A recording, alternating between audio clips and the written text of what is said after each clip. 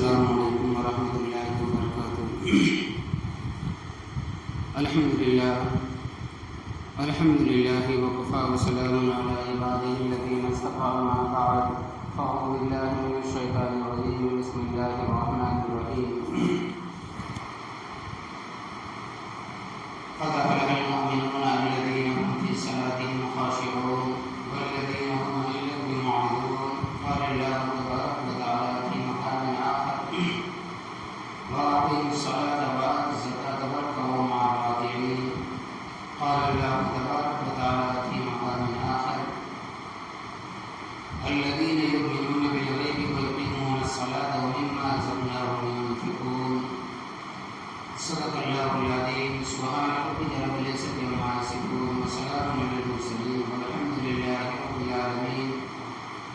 اللهم صل على سيدنا محمد وعلى آل سيدنا محمد وبارك وسلم۔ اللهم صل على سيدنا محمد وعلى آل سيدنا محمد وبارك وسلم۔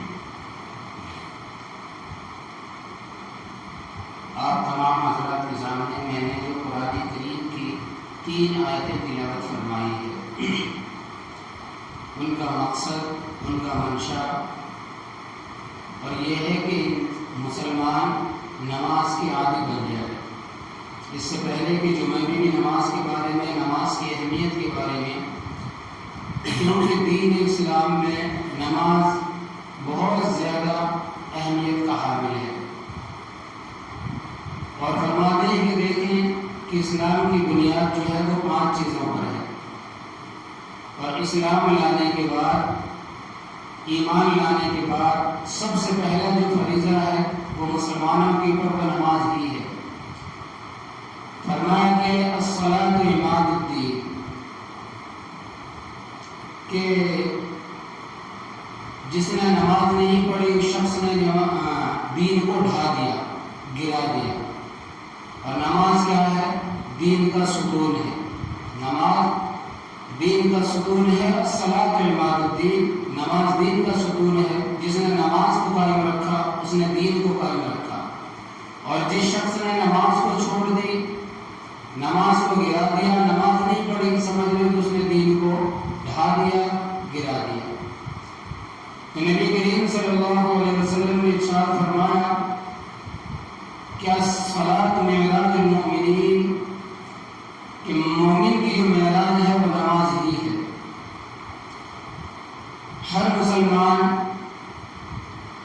نماز کا پابند ہو جائے، اس وجہ سے کہ نبی کریم صلی اللہ علیہ وسلم نے ارشاد فرمایا کہ قیامت کے دن سب سے پہلے نماز ہی کے بارے میں پوچھا جائے گا۔ اللہ تبارک و تعالیٰ قیامت کے دن آپ سے یہ نہیں پوچھے گا کہ اتنا مال کیوں کمایا، اتنے بچے کیوں کرے، اتنی زندگی کیوں گزاری۔ یہ بات کی بات ہے، مگر سب سے پہلے سوال کیا جائے گا کہ بندے میں نے تجھے زندگی دی، بندے میں نے تجھے ایمان کی نعمت عطا فرمائی، تو تم نے نماز کو کہاں تک قائم کیا ہے، نماز کو کتنا پڑھا ہے، نماز کی کتنی پابندی کی ہے۔ تو اللہ تبارک و تعالیٰ نماز کے بارے میں پوچھے گا۔ نماز اگر صحیح نکلی، درست نکلی، اچھی نکلی تو سارے اعمال اللہ تبارک و تعالیٰ کے رحم و کرم سے سب صحیح نکلیں گے۔ اگر نماز میں خامیابی نکل گئی، نماز کے اندر غلطی نکل گئی، نماز کے اندر ہم پکڑے گئے، تو فرماتے ہیں کہ انسان اور مسلمان ہر چیز میں پکڑا جائے گا۔ حضرت عمر فاروق رضی اللہ تعالیٰ عنہ کے دور خلافت میں اگر کسی گورنر کو کسی ملک میں، کسی شہر کے اندر افسر بنا کر بھیجتے، مالک بنا کر بھیجتے، آقا بنا کر بھیجتے، وہاں کا گورنر بنا کر بھیجتے، تو یہ ان کو وصیت کرتے کہ سب سے پہلے نماز کو ہی قائم کرنا ہے، نماز کی آپ کو پابندی کرنی ہے۔ اگر نماز میں آپ نے کوتاہی کی تو اس کا مطلب یہ ہے کہ ہر چیز میں آپ کوتاہی کریں گے، اور اگر نماز کی آپ نے پابندی کی تو یہ سمجھ لو کہ ہر چیز کی آپ حق صحیح رکھیں گے، ہر کسی کو حق ادا کریں گے، اور نماز کا حق ادا نہیں کیا سمجھ لو کہ کسی کا بھی حق ادا نہیں کیا۔ ہر کسی گورنر کو یہ وصیت نامہ لکھ کر بھیجاتے تھے حضرت عمر فاروق رضی اللہ تعالیٰ عنہ۔ اور قرآن کریم میں بھی ہے کہ اللہ تبارک و تعالیٰ نے ارشاد فرمایا کہ وَأَقِیمُوا الصَّلَاةَ وَآتُوا الزَّکَاةَ وَارْکَعُوا مَعَ الرَّاکعِینَ، کہ نماز قائم کرو، وَآتُوا الزَّکَاةَ زکات ادا کرو، وَارْکَعُوا رکوع کرنے والوں کے ساتھ میں مع الراکعین رکوع کرو، یعنی جھکنے والوں کے ساتھ میں جھکو۔ مطلب یہ ہے کہ نماز کی پابندی کرو۔ تو یہ اللہ تبارک و تعالیٰ کا ارشاد ہے قرآن کریم کے اندر۔ فرماتے ہیں کہ تقریباً 1 مرتبہ نہیں، 2 مرتبہ نہیں، 3 مرتبہ نہیں، اللہ تبارک و تعالیٰ نے سینکڑوں مرتبہ ارشاد فرما دیا قرآن کریم میں وَأَقِیمُوا الصَّلَاةَ وَأَقِیمُوا الصَّلَاةَ وَأَقِیمُوا الصَّلَاةَ، کہ نماز کو قائم کرو، نماز کو قائم کرو۔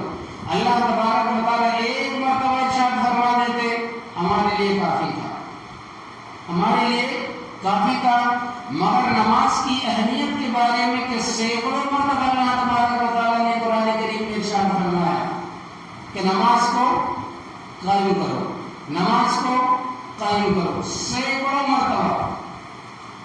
اگر ہم کسی کے پاس نوکری کریں، اگر وہ مالک ہمیں 1 مرتبہ کہہ دے کہ یہ کام کرنا ہے تو دل میں اہمیت آ جاتی ہے کہ پہلے یہ کام کرنا ہے، مگر اللہ تبارک و تعالیٰ نے قرآن کریم میں میسج دیا کہ نماز پڑھو، نماز کو قائم کرو، اپنے وقت پر ادا کرو۔ یہاں تک صرف یہ نہیں کہا فرمایا کہ جب مرضی جب چاہے دل میں آئے نماز پڑھ لو، نہیں، فرمایا کہ ان الصلاۃ کانت للمؤمنین کتابا موقوتا، اپنے اپنے وقتوں پر نماز کو قائم کرو، جو وقت جو نماز کا ہے اس وقت پر نماز کو قائم کرو۔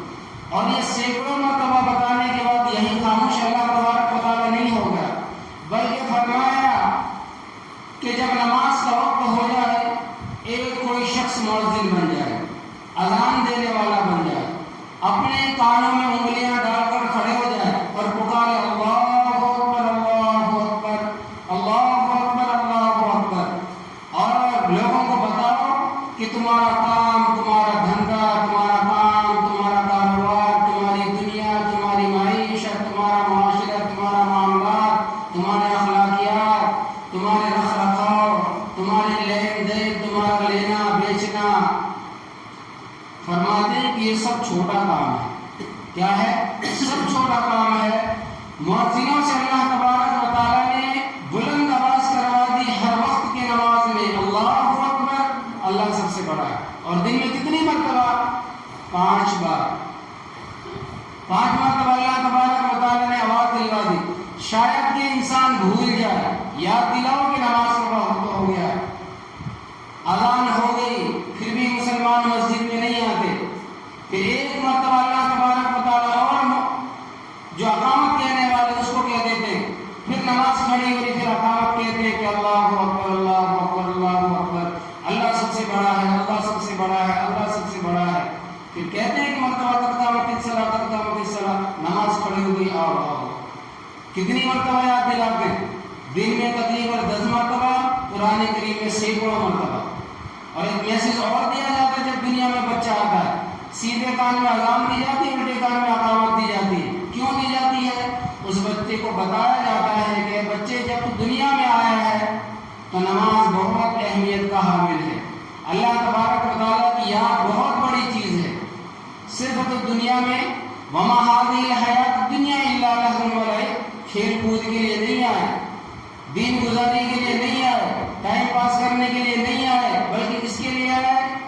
فرماتے ہیں کہ اللہ تبارک و تعالیٰ نے دنیا میں جو انسان کو بھیجا ہے وہ اپنی عبادت کے لیے، وما خلقت الجن والانس الا لیعبدون، اللہ تبارک و تعالیٰ نے جنات اور انسان کو جو پیدا کیا اپنی عبادت کے لیے پیدا کیا۔ کتنی مرتبہ ہو گئی؟ اور یاد رکھیں کہ ایک بچہ بڑا ہو گیا، وہ بچہ بالغ نہیں ہوا، روزے کا مکلف نہیں ہے، نہیں رکھتا گناہ نہیں ہوگا، حج کا مکلف نہیں، مال بہت زیادہ ہے مگر حج کے اوپر فرض نہیں ہے.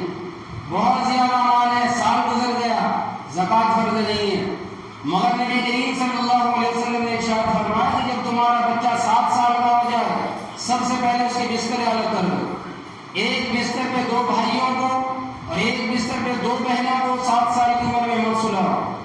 پہلے اس کی بستر الگ کر دو اور اس بچے کو نماز کا حکم دو، نماز کا طریقہ سکھلاؤ.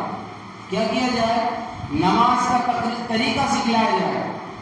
اور ہمارے ہاتھ اس زمانے میں ہمارے بچے 20 سال کے 22 سال کے ہو جاتے ہیں، نماز کا طریقہ نہیں آتا، سیکھتے نہیں. اور صحابہ کرام کے بچے 3 سال کی عمر میں، علماء کرام کے صحابہ کے بچے، تابعین کے بچے، تبع تابعین کے بچے 3-4 سال کی عمر میں پوری نماز کو سیکھ لیتے تھے بالکل خشوع اور خضوع کے ساتھ. آج ہماری عمر 70 سال 80 سال کی ہو جاتی ہے، مگر خشوع کس چڑیا کا نام ہے؟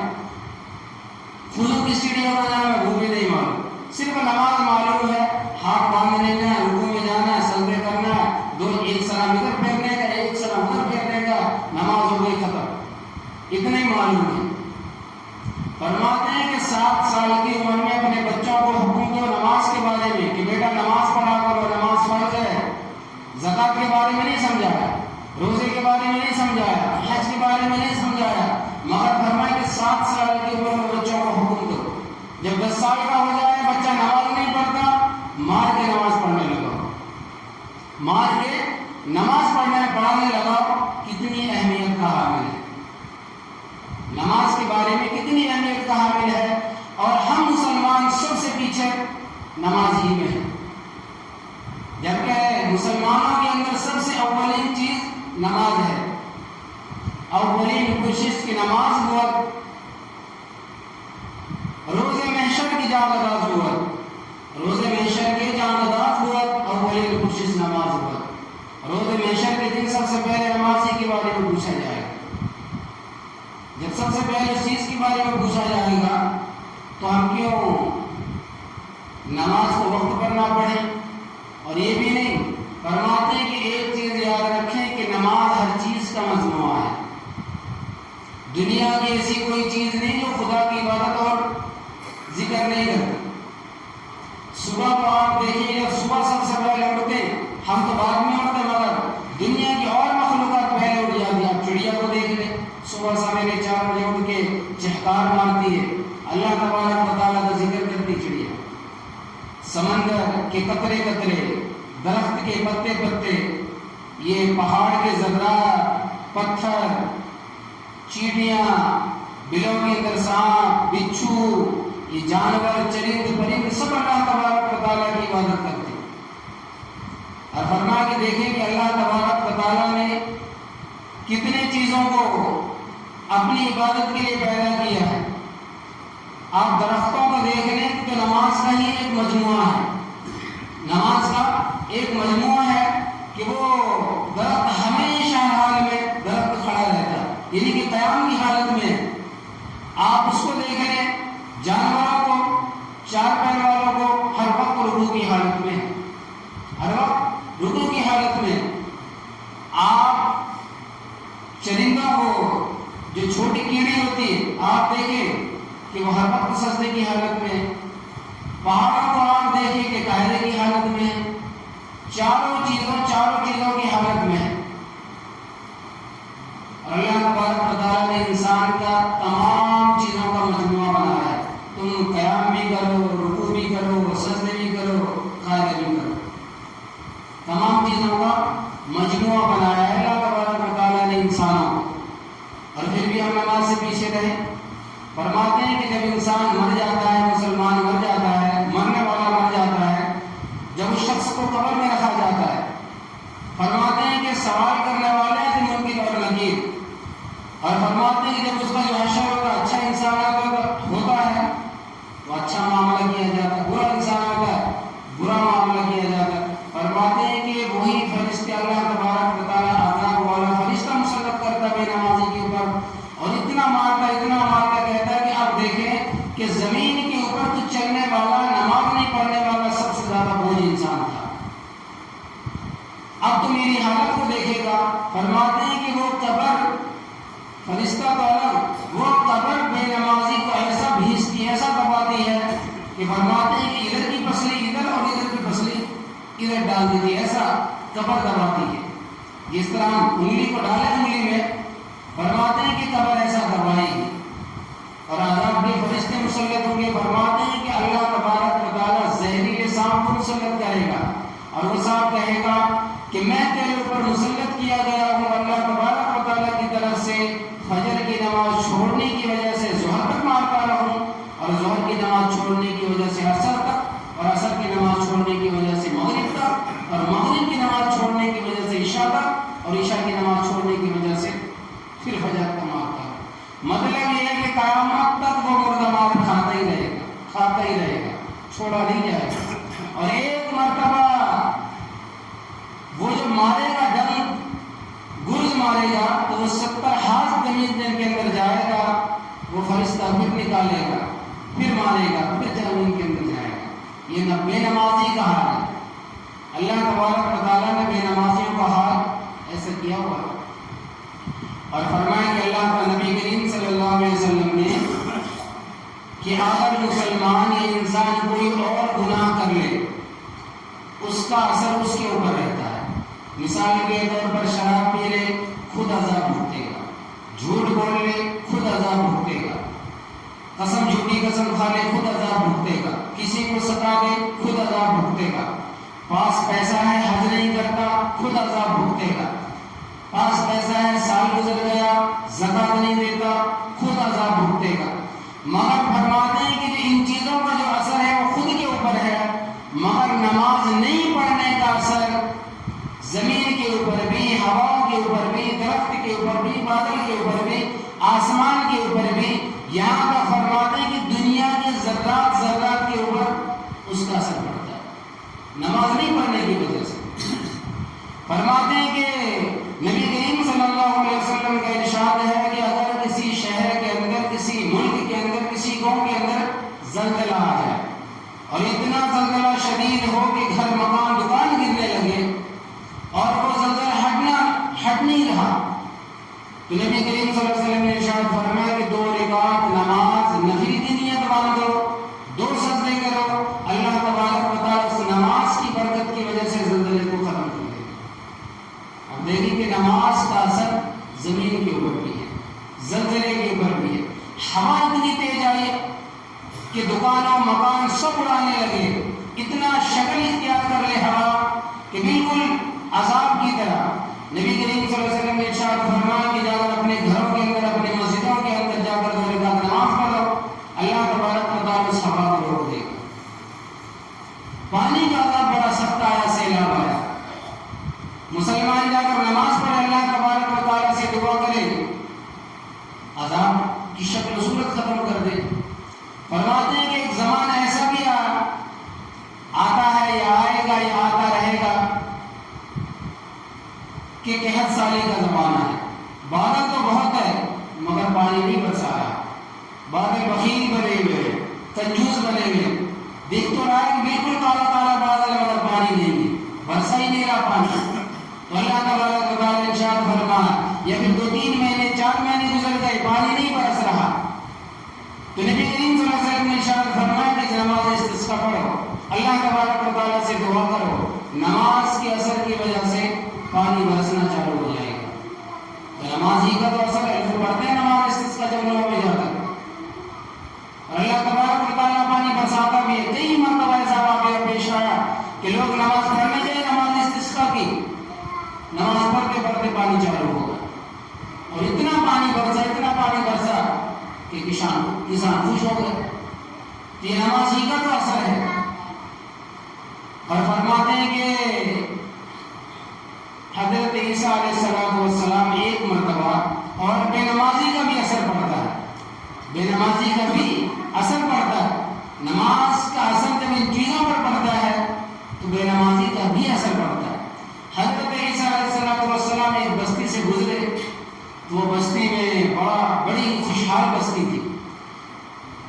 کھیتوں میں اناج لے آ رہے تھے، بچے میدانوں میں کھیل رہے تھے، جانور گاؤں میں بھرے تھے، لوگ گھروں میں خوشحال تھے، تو حضرت عیسیٰ علیہ السلام نے اللہ تبارک و تعالیٰ کی حمد بیان کی، نبی تھے، دین کی دعوت دینے کے لیے آگے نکلے، کچھ زمانے کے بعد جب واپس آئے تو اس گاؤں کا معاملہ الٹا تھا، جتنے بھی سبزے کھیتوں کے اندر لہرا رہے تھے سب برباد، بالکل چٹیل میدان جو بچوں سے بھرے ہوئے تھے بالکل خالی،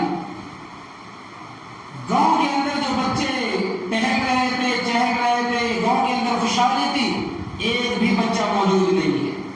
مسلمان انسان گاؤں کے اندر بڑی تنگ دستی کی حالت میں، بہت پریشانی کی حالت میں، دانے دانے کے لالے پڑ گئے۔ تو حضرت عیسیٰ علیہ السلام نے اللہ تبارک و تعالیٰ سے دعا کی کہ اللہ تبارک و تعالیٰ، جب میں یہاں سے کچھ زمانہ پہلے گزرا تو حال کچھ اور تھا، اب میں گزرا ہوں تو حال کچھ اور ہے۔ تو اللہ تبارک و تعالیٰ نے وہی بھیجی کہ میرے بندے، جب تو اس وقت ان لوگوں کو اس گاؤں کے اندر خوشحالی کی حالت میں دیکھا تھا، یہ لوگ نماز کی حالت میں تھے، فرما برداری کی حالت میں، تلاوت کی حالت میں تھے، ذکر کی حالت میں تھے، تو میں نے اپنی تمام نعمت ان کے اوپر نشاور کر دی تھی۔ اب جب تم ان کے اوپر سے اب گزرے ہو، انہوں نے نمازیں چھوڑ دی ہے، خدا کا اذکار چھوڑ دیا ہے، اللہ تبارک و تعالیٰ کی فرما برداری کرنی چھوڑ دی ہے، میں نے ان کے اوپر سے نعمت کو لینا شروع کر دیا، نعمت کو دھیرے دھیرے لینا شروع کر دیا۔ تو نماز کا اثر گاؤں کے اوپر بھی، ہر چیز کے اوپر نماز کی اثر پڑتی ہے۔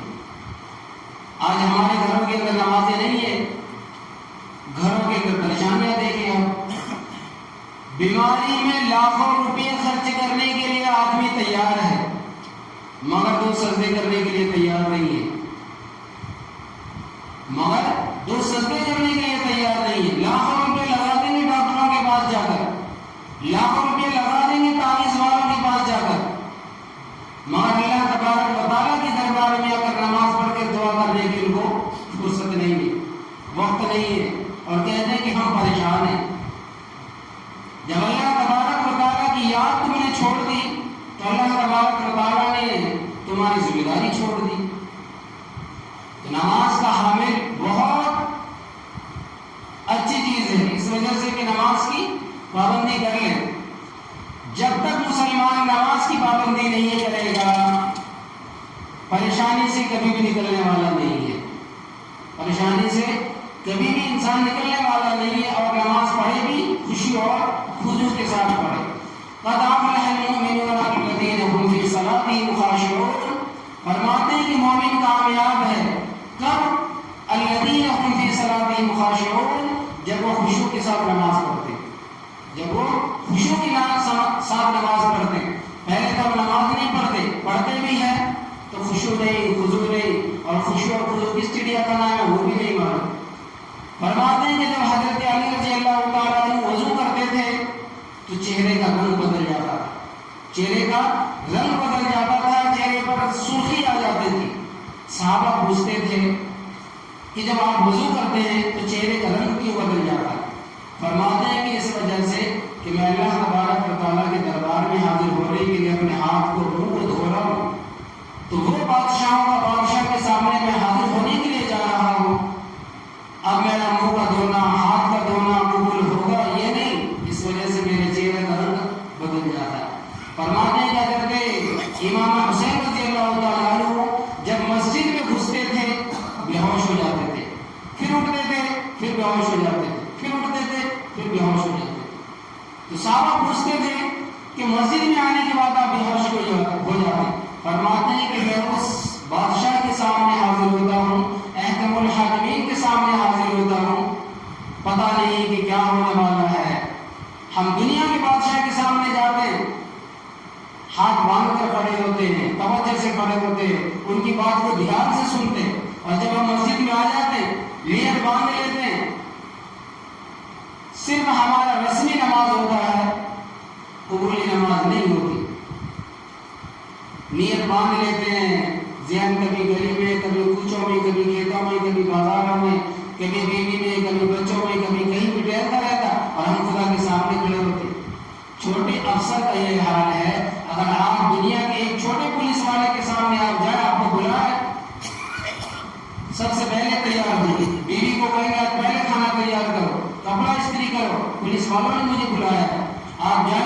وقت سے پہلے پہنچ جائیں گے، دیری ہو گئی تو پولیس والا ٹھوکے گا بھی پکڑ کے، ڈر کی وجہ سے پہلے وقت سے پہلے حاضر ہوں گے. خدا دن میں 5 مرتبہ بلاتا ہے مگر مسلمان حاضر نہیں ہوتا، 5 مرتبہ بلاتا ہے. پولیس والا 1 مرتبہ نوٹس دے دے 1 ہفتہ پہلے سے تیاری کرتا ہے، مگر مسلمان اذان ہونے کے بعد بھی تیاری نہیں کرتا.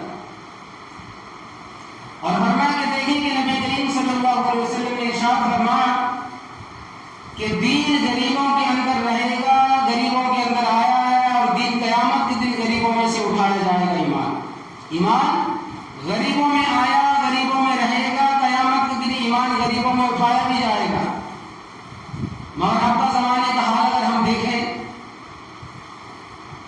مالداروں کے گھروں میں جائے نماز ہے، مالدار نماز پڑھتے ہیں، مگر غریب مسجد کے قریب بھی نہیں بٹھتا، مزدوری کرنے والا مسجد کے قریب بھی نہیں آتا.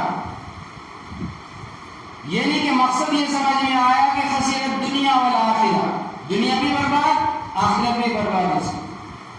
اور مالدار کے پاس تو چلو دنیا اس کے پاس ہے، آخرت گئی تو گئی مگر دنیا تو ہے. مگر وہ غریب بیچارہ نہ دنیا کا رہا، نہ دین کا رہا، نہ آخرت کا رہا. جب ایمان مسلمان غریبوں میں آیا، غریبوں میں رہے گا، قیامت ان غریبوں میں سے اٹھایا بھی جائے گا. تو ہم غریب کس کے لیے؟ تو اس وجہ سے فرمائیں کہ نماز کی اہمیت بہت بہتر چیز ہے، بہت اچھی چیز ہے. نماز کو قائم کرو. نماز کے بغیر آپ کا ایک بھی اعمال قابل قبول نہیں ہے، ایک بھی اعمال آپ کا قابل قبول نہیں ہے. اور یاد رکھیں فرماتے ہیں کہ صرف نماز کی نحوست کی وجہ سے اس کی زندگی میں بربادی آتی تو آتی، اور چیزوں کے اندر بربادی آتی ہے. فرماتے ہیں کہ حضرت مولانا قاسم نانوی رحمۃ اللہ علیہ دیوبند سے گنگو گئے. جب وہاں گئے تو زمانہ پیدل کا تھا، بیچارے پیدل کرتے گئے، گرمی کا زمانہ تھا. جب گاؤں کے قریب پہنچے تو ایک کنواں تھا، کنویں کے قریب لوٹا رکھا تھا، ٹھنڈا پانی تھا اس کے اندر، مٹی کا لوٹا. جبکہ زمانے میں مٹی کا لوٹا چلتا تھا، ٹھنڈا پانی رہتا تھا. اٹھا کے پانی پیا، اتنا کڑوا پانی، اتنا کڑوا پانی، کہتے ہیں کہ صبح سے لے کر شام تک ہم تھوکتے رہے مگر وہ کڑواہٹ نہیں گئی. فرماتے ہیں کہ وہ پھر گئے مولانا عبدالرشید گیندوری رحمۃ اللہ علیہ کے پاس، کہنے لگے آپ کے گاؤں کا وہ کنواں جو ہے اتنا کڑوا پانی ہے. کہنے لگے کنویں کا پانی تو کڑوا نہیں ہے، ہم روز اس کا پانی پیتے، اچھا پانی ہے. تو فرماتے ہیں کہ وہ لوٹا اٹھا کر لے کر آئے، جب ان کو پلایا تو وہ بھی کڑوا پانی، اتنا کڑوا پانی. وہ کہنے لگے سمجھ میں نہیں آتا، ہم روز اس کنویں کا پانی پیتے مگر اتنا کڑوا آج تک ہم نے نہیں دیکھا. تو فرمانے لگے کہ اتنے بڑے عالم کے اللہ تبارک و تعالیٰ نے دل میں الہام ڈالا، دل میں الہام ڈالا. فرماتے ہیں کہ دل میں یہ الہام ڈالا، یہ جو برتن ہے، یہ جو لوٹا ہے، یہ کسی جو بے نمازی کے قبر کے اوپر کی مٹی ہے اس کو پہلے گلایا گیا، پھر اس کا لوٹا بنایا، آگ میں تپایا، وہی وہ لوٹا بے نمازی کی قبر کے اوپر کا یہ مٹی کا لوٹا ہے. اس وجہ سے اتنی کڑواہٹ اس پانی کے اندر. اب دیکھیں کہ مٹی کا کیا حال ہے، مٹی کے برتن کا کیا حال، اب جو اس قبر کے اندر ہے تو اس کا کیا حال ہوگا. بے نمازی کا یہ حال ہے، اس کی قبر کی مٹی کا یہ حال ہے، تو نماز وہ بے نمازی کے قبر کا اندر کیا حال ہوگا. تو اس وجہ سے کہ ہم یہ نہ سمجھے کہ ہم نے نماز نہیں پڑھی تو ہم قیامت کے بھی بچ جائیں گے. فرمایا کہ اللہ تبارک و تعالیٰ ایک نماز چھوڑنے کی وجہ سے 2,88,00,000 سال جہنم میں جلنا پڑے گا، اور یہاں کا 50,000 سال وہاں کا ایک دن. اور ہم کتنی نماز میں سستی کرتے ہیں. تو اللہ تبارک و تعالیٰ سے دعا کرے کہ اللہ تبارک و تعالیٰ ہم سب مسلمانوں کو، ماں کو بھی، بہنوں کو بھی، بھائیوں کو بھی 5 وقت کی نماز پڑھنے کی توفیق عطا فرمائے. سب کام پیچھے چھوڑے، پہلے نماز کی پابندی کرے. کیونکہ اگر زندگی میں نماز ہوگی تو مسلمان ہر چیز میں کامیاب ہوگا. اگر زندگی میں نماز نہیں ہوگی، پیسے لگاتے لگاتے تھک جائیں گے مگر بیماری صحیح نہیں ہونے والی. تو اللہ تبارک و تعالیٰ سے دعا بھی کرے نماز پڑھنے کے بعد میں، اور نماز کی پابندی بھی کرے، خود بھی پڑھے، اور جو نہیں پڑھتے ان بھائیوں کے لیے اخلاص کے ساتھ دعا بھی کرے. تو اللہ تعالیٰ سے دعائیں کہ کہنے سننے سے زیادہ توفیق عطا فرمائے.